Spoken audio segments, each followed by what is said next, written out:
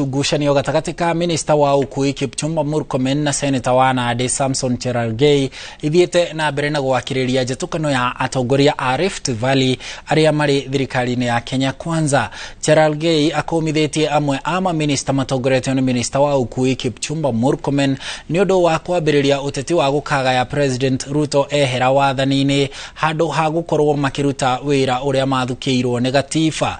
Naguo mwahu ũngĩ wa ambunge matongoretio nĩ bunge wa Kapseret Oscar Sudi morĩtie Senator Cherargei gwĩthema kũhũthĩrwo nĩ mũng'ethanĩro gũthũkia thirikari ya President William Ruto. As Kalenjin, we have President William Ruto as the President of Kenya and the leader, undisputed God-listened leader of the great people of Kalenjin.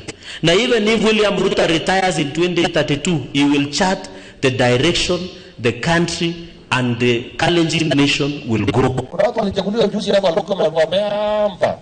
Hapa sasa kichwa kubwa, tumbo kubwa, akili kidogo na maneno mingi. Waambie Cherargei awache mdomo.